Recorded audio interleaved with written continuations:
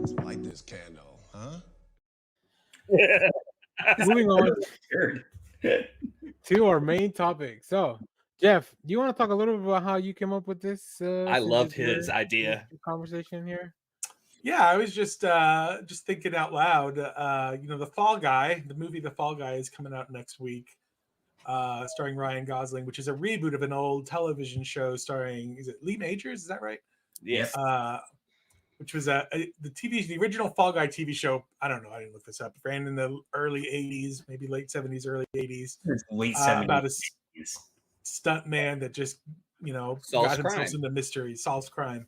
So I started thinking, well, what other old television shows have been forgotten about that deserve kind of a movie reboot or a revisit of some sort? And so I asked the fellas, hey, let's do this. Let's come up with some shows, pitch me some ideas. Okay. Okay, cool. Let me kick it over. You know what, Josh? Since you had the excellent segue earlier, let's start over with one of your shows.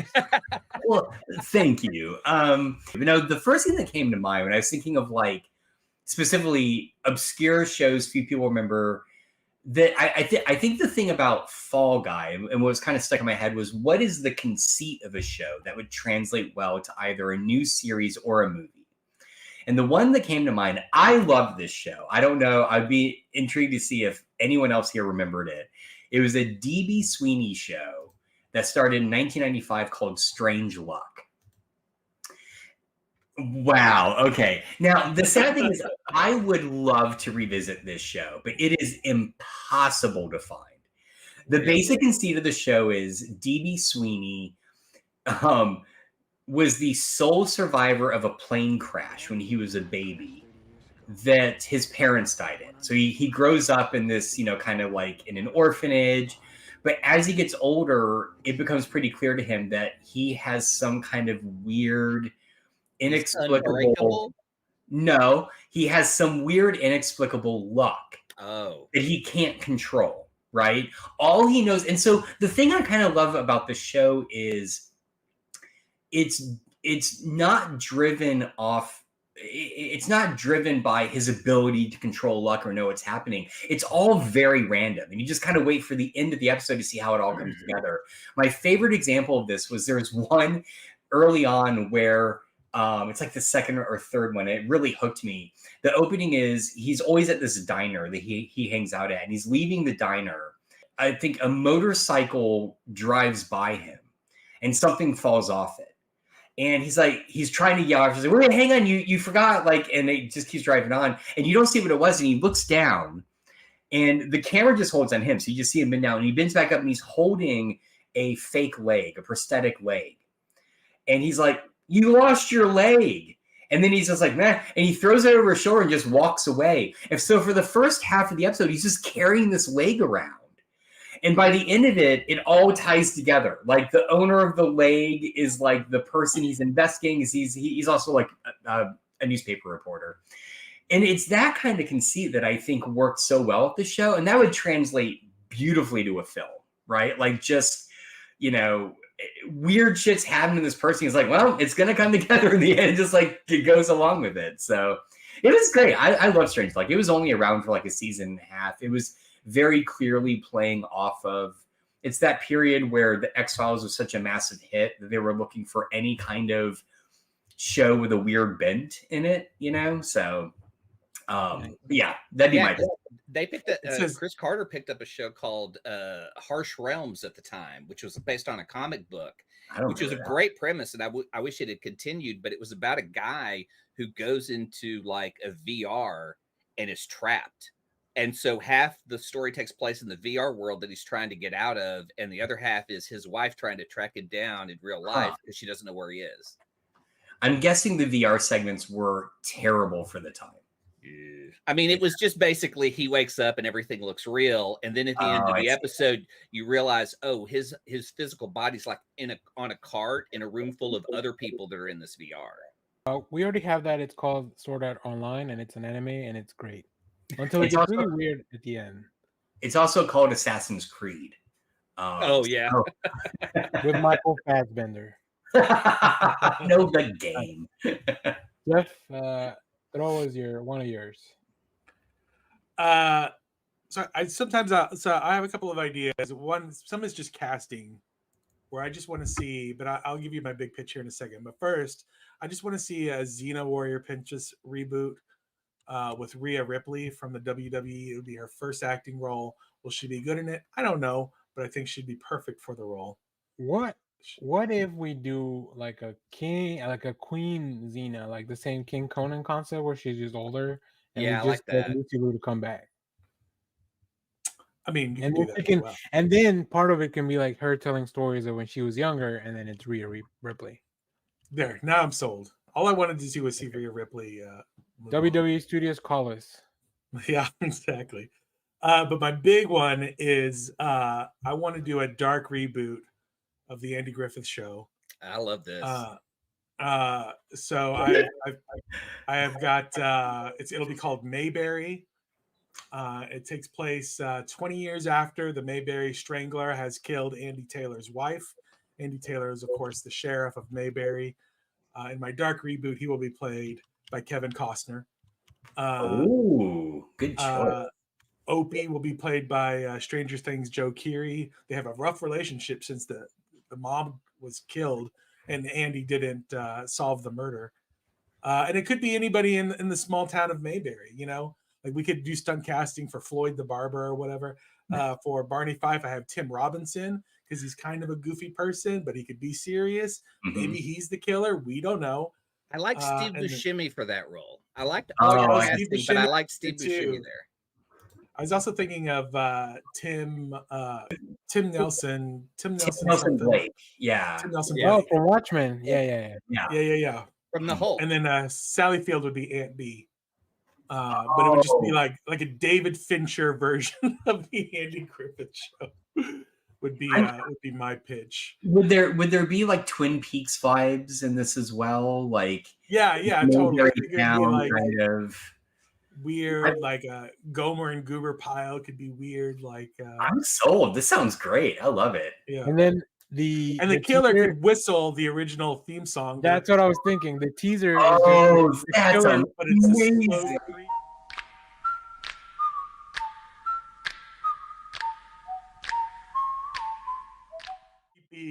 it's whistle kind of. Get the guy that slows down Jordan Peele songs and just get him to do it.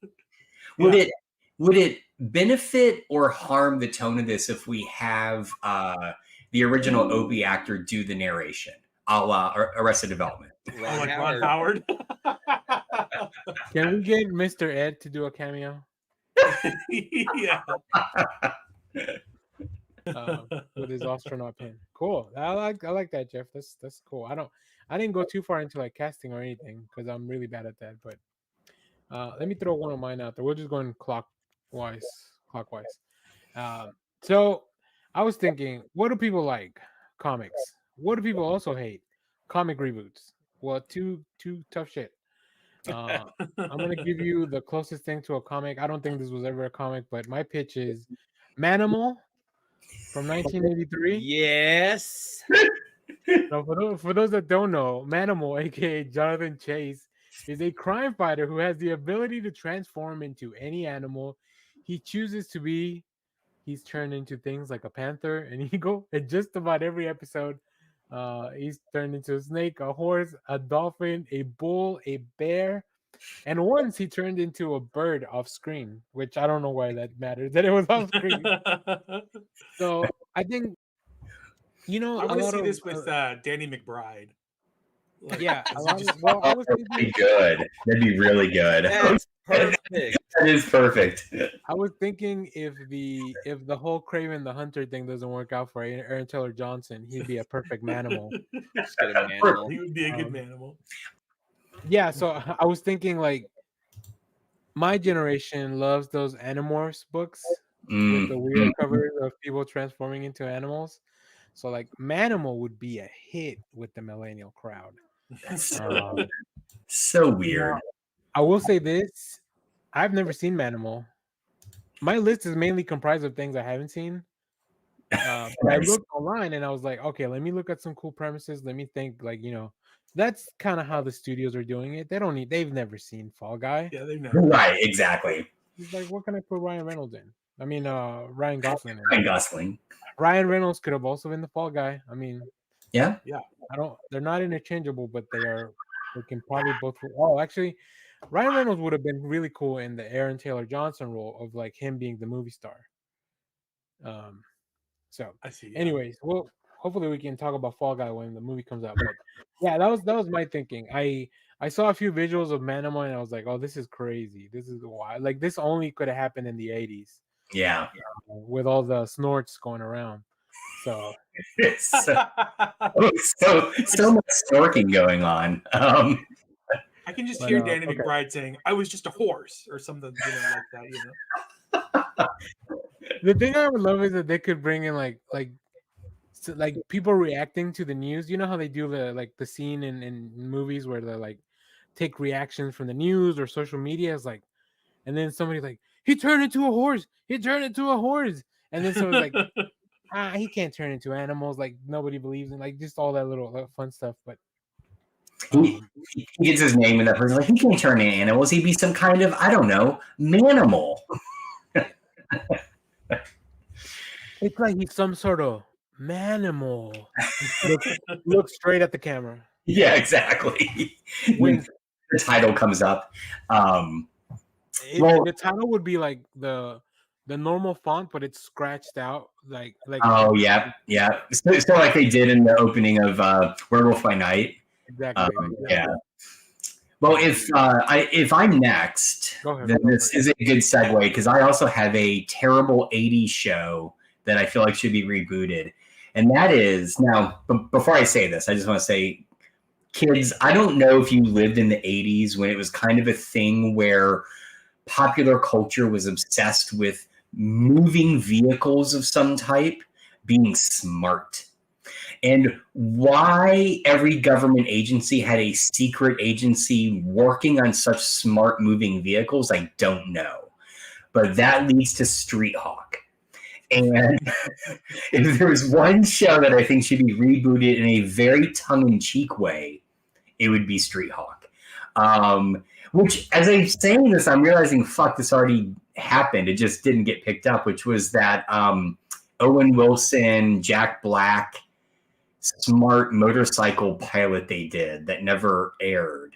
3, 2, 1, Jack Austin, astronaut. Exposed to inappropriate levels of solar energy. Sunlight makes him the world's smartest man. I know everything! I want that brain taken out. Heat Vision, the motorcycle with the mind of Jack's unemployed roommate. Together they run for their lives, blocked at every turn by adventure. Move up, don't mess around. Move up, you bring me down. Move up, I forget about, don't make the sound and move out.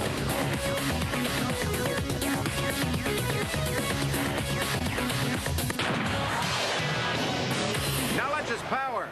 For real. Well, let me ask you, what's the difference between Street Hawk and Knight Rider? Okay, the difference is one is a motorcycle and the other is a car. But also the motorcycle doesn't talk. It's smart in the same way that Airwolf is smart, right? Okay. Yeah. So it has all this like technology and guns and rockets and shit, but it doesn't talk to you. I think the key thing, I would argue what made Knight Rider better than Street Hawk is the fact that Kit has a personality. Mr. Feeney, yeah. Yes, exactly.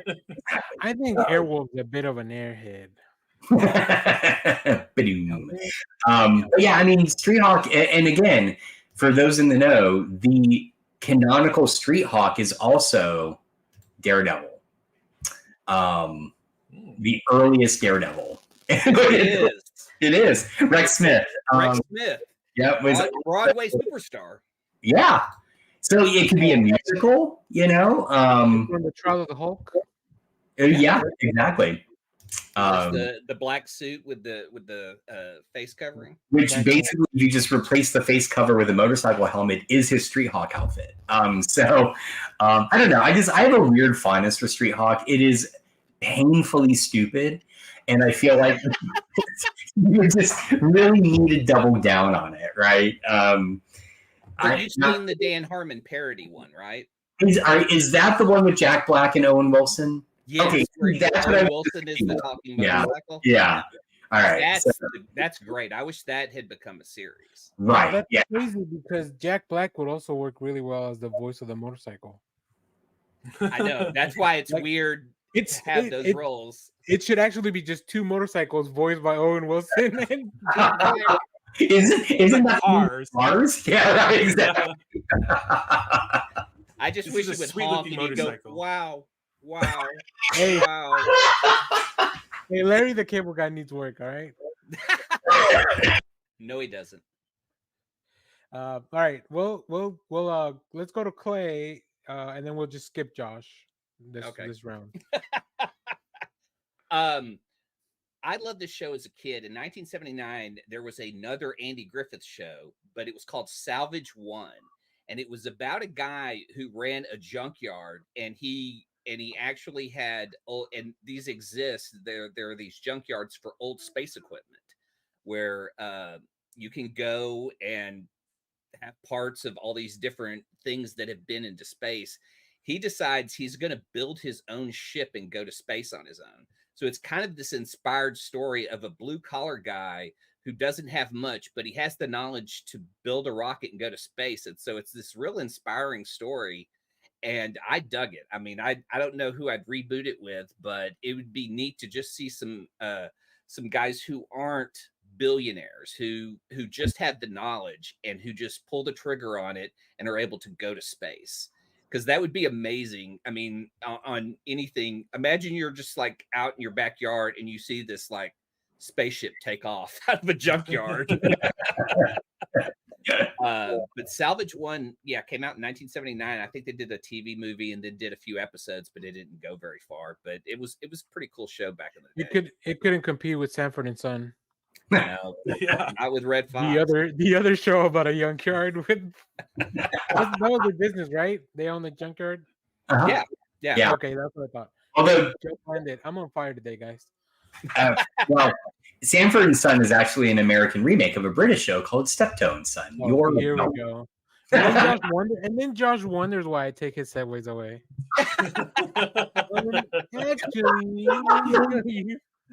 Actually, oh no, which in fact was a derivative of an old Shakespeare work. You know what, you may be correct. It is a British show. Who knows? So. In ancient Greece at the Colosseum, they would do a play. The Colosseum is not in ancient Greece, you dummy. I was talking to myself. It's fine. I heard nothing. Joke landed. Got it. Okay. Let's move on to Jeff before people realize that I don't know anything before 1990. Then all my picks are going to be before that. There was a show that came out in the it may have been the early 90s called The Adventures of Briscoe County Jr. Yes, I had that on my list. Oh man, very funny show starring. I'm gonna like be like Josh. My mind just blanked, but you guys know Bruce Campbell. Bruce Campbell. Thank you. It was a Western. It was a very tongue-in-cheek, slapsticky Western that had elements of like sci-fi steampunk to it. The premise was Briscoe County Sr. was a lawman in this kind of in the West who got killed by a bunch of evildoers. So his son Briscoe County Jr. comes to bring those evil villains to justice. But they're looking for some kind of weird alien technology that's out in the desert. Anyway, but it's Bruce Campbell being he's super young Bruce Campbell being very Bruce Campbell-y. So he's like handsome and rugged and charming and just completely stupid, silly, whatever. So I wanted to cast Glenn Powell as the new kind of rugged but goofy kind of like Briscoe County Jr., who tries to bring in these guys to justice, because I think he would look good in a Western movie. He kind of has that kind of cut to him, and I think he's got comedy chops. Yeah, I was gonna say he's got a comedy movie coming up. That's my Which pitch. comedy movie? I don't know. I saw him in one where he's like in different disguises as he's. Oh yeah, what is that movie? Is he rebooting The Master of Disguise? Oh my god! Nobody references that movie. Holy shit! I didn't realize he was in Twisters. Yeah, he's like the main guy in Twisters. He's the main twister. He's the main twister. Wait, so it's all the Twisters have voices. Is it Hitman? Hitman. It's Hitman. Yeah. It's Hitman. Oh, it's Hitman. Okay, yeah, the poster's pretty boring. Yeah, it's a Netflix jam. That's why. I mean, he's not wearing a turtle suit, so. God, the Master of Disguise, Jesus. So, I had another thing on the list, but I just realized that I was gonna suggest Erie, Indiana, but I just realized that this Stranger Things. Yeah, that's true. Yeah. As we were working on it, so I'm gonna skip to the other one since we don't have enough time anyways. But Erie, Indiana would be cool if they got away from the Stranger Things of it all, because even Stranger Things, it happens in Indiana, right? It does, but here's the funny thing is I feel like Stranger Things brought it full circle because Erie, Indiana was like a lighthearted version of Twin Peaks, right? And then it kind of comes all the way around. The Stranger Things like we're gonna make it grim and creepy again. So, but it'd be fun if they all had to move to Erie, Indiana at the end of the last season of Stranger Things. Oh, like it's a prequel to it. It's a prequel to the show. Or like maybe 11 has a kid at some point and then they move back to Erie, Indiana. And it's that kid from the show. Boom. We discovered it. Sorry, Duffer Brothers. We spoiled the show. Stranger Things has always been a prequel to Erie, Indiana the whole time. But instead, the one I'm going to talk about is Max Headroom. Yes, I didn't. Wow, that would be. This one. I love Max Headroom. So here's the thing. Like I mentioned, I've never seen most of these things, but I was looking online and I saw the visual of Max Headroom, and I was like, "Oh fuck, we're cooking now. We got something here." So, let me give you a quick synopsis. It is worth watching the original made-for-TV movie. It's good. It's way darker than you would think. Yeah, the BBC one is the darkest version, and then there's the American version, which ran on ABC, which is a little lighter. Okay.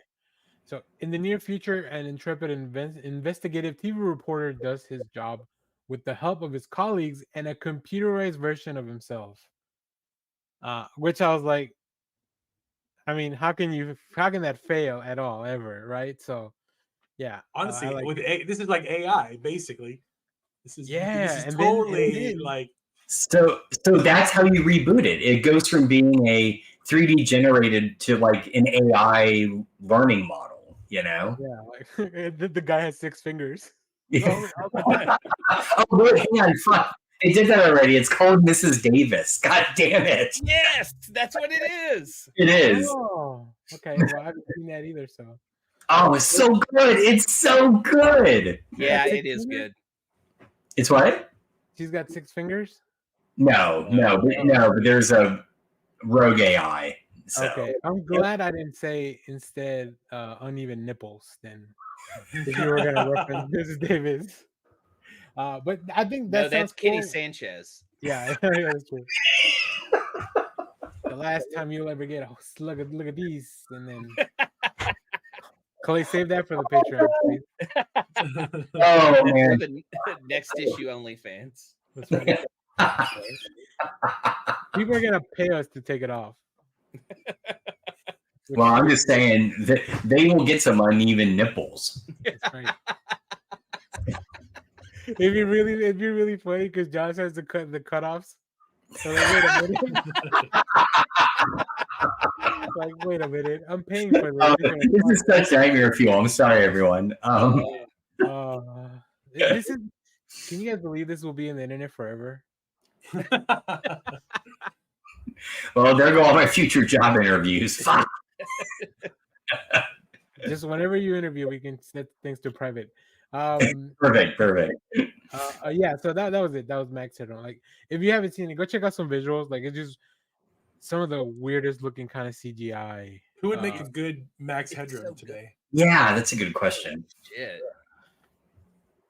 I don't even. What's the character like? A little bit. I don't. Like I said, I've never seen the show, so He's I like don't a know. sarcastic. Yeah. Sarcasm. He's kind of like Jim Carrey as the Riddler.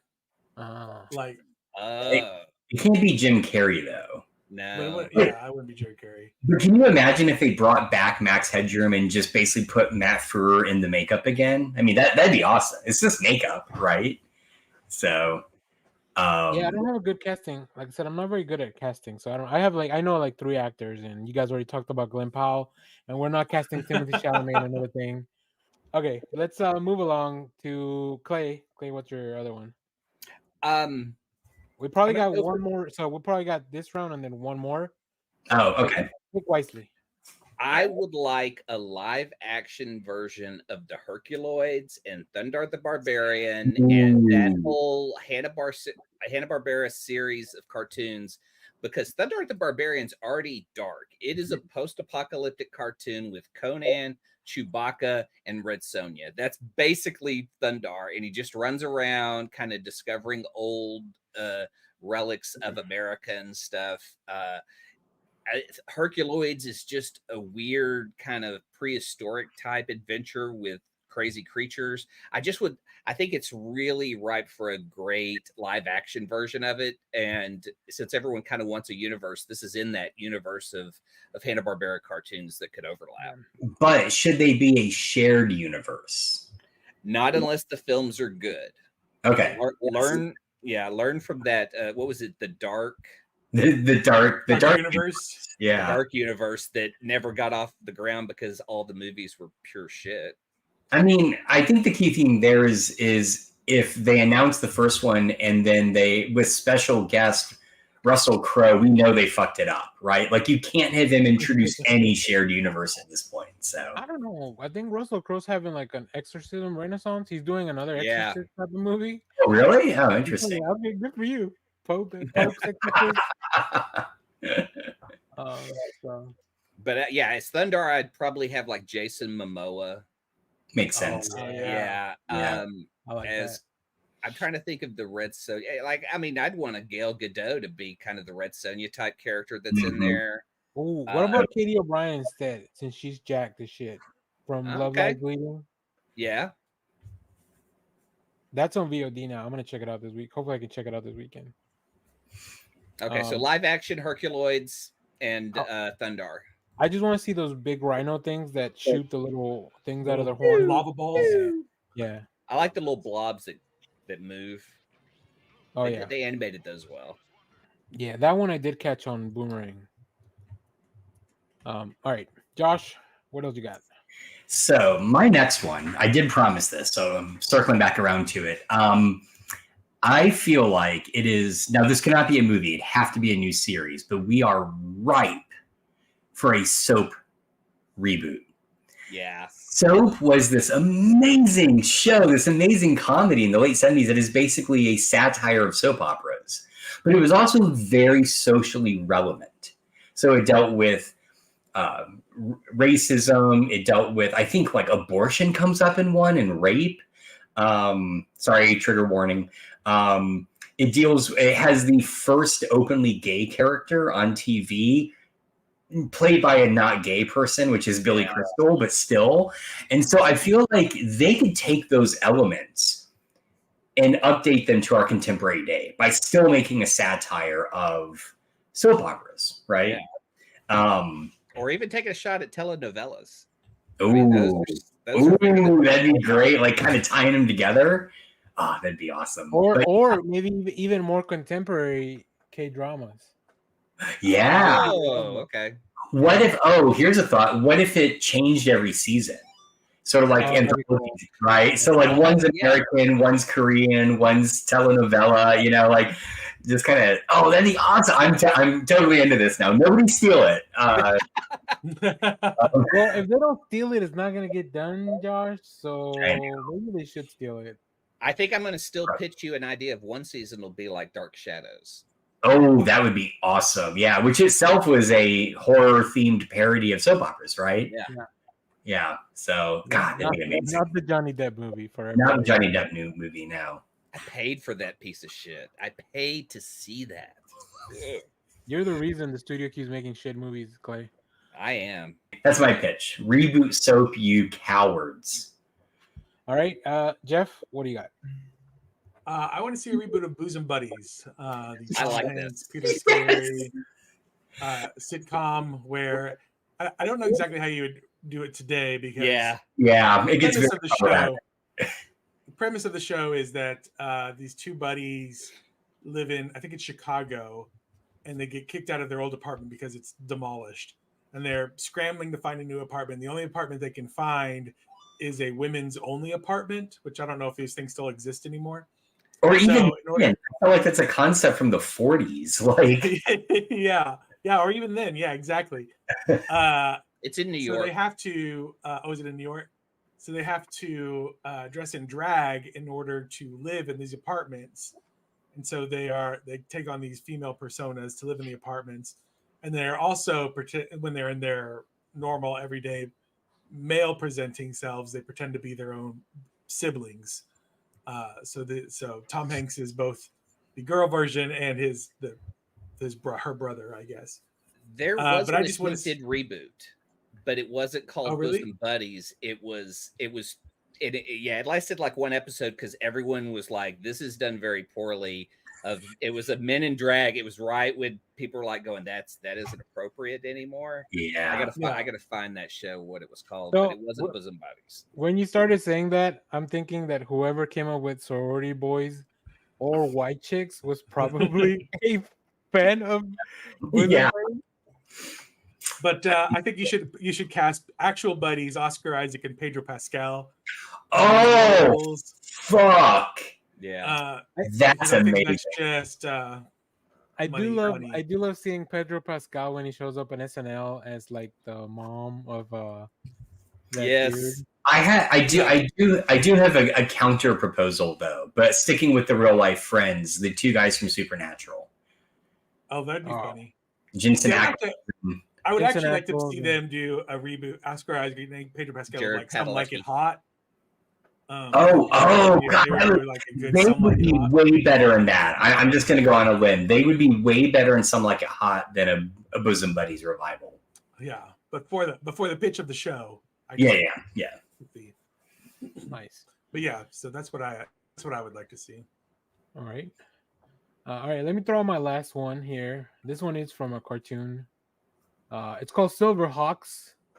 It's about a team of cyborgs that protects Limbo from Monstar and his gang. I mean, there's not a lot there, and yet there's so much that you can just do. It's like a blank canvas of like, oh, you got these really cool character designs. They travel in a ship. It's like, 80s nostalgia cartoons. Like, I think one of them has a hat, like a cowboy hat, and a guitar. Yeah. Like you have each of the characters is just like, oh my goodness. Now that's not from Silverhawks, but it's from Bravestar. Oh, okay. Awesome. I always think of when I think of Silverhawks because again, it's like cowboys in space. So, yeah. I don't know. I like it. I think that would be really fun. But yeah, I don't have any casting. Was this a live action?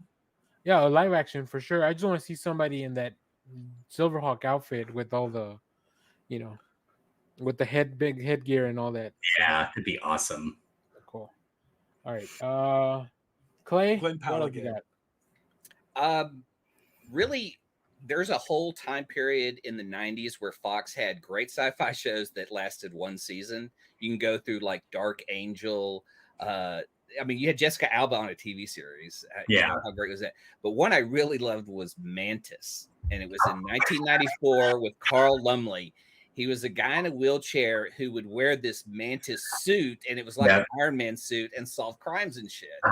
I felt like it was only given a season, but it could have been so much better. And I really love Carl Lumley, but I would probably maybe put like Lawrence Fishburne in the suit. I'm not sure, but like I was just kind of like looking at all these shows Fox had.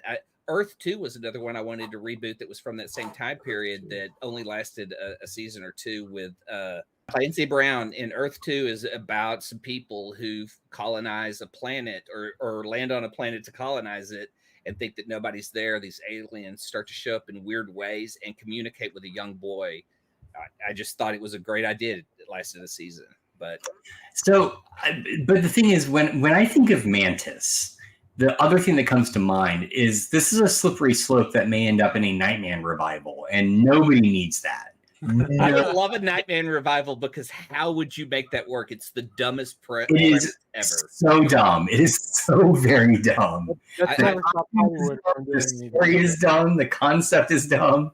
Now, I've told you guys, but I don't think I told Jeff. I was at a convention when this premiered, and there was a producer there, and it was in one of the smaller rooms, but he was like, we had this great new Nightman series. It's based on a comic book, and he showed the commercial for it, and there's a moment where they just kind of tell you the origin and say, Nightman, he can listen to things on the airwaves of evil. And that's how he fights crime. The whole room just started laughing, and you just saw the guy's face just like lose everything. He just realized that moment nothing worked, and he had a. This is the guy that played the saxophone. Is that Nightmare? Yeah. Okay, yeah. Based on the Valiant comic. Valiant, thank you. Yeah. Oh, I think it was Malibu. Was it Malibu? I also thought it was Valiant. Hang on. It's all the same people doing it. Marvel is the same now. guys. Well, Malibu, yeah, it might actually be because I think Jim Shooter left Marvel to go do Valiant, so it may have yeah. Oh, it was Ultraverse. That's where I'm getting confused. Yeah, Ultraverse. Okay. Do you want to know something really? This is bizarre. Do you know who one of the co-creators is of Nightman? I'm going to say this name. It's not going to make any fucking sense. What? Steve Englehart. Yeah. That's got to be art only. That's got to be art only. I bet you he designed him, but there's no way he wrote that origin for him. Okay, all right. No, oh fuck! It says written by Steve Englehart. Well, there you go. I think that's gonna bring us to a close of the show. There's a few more.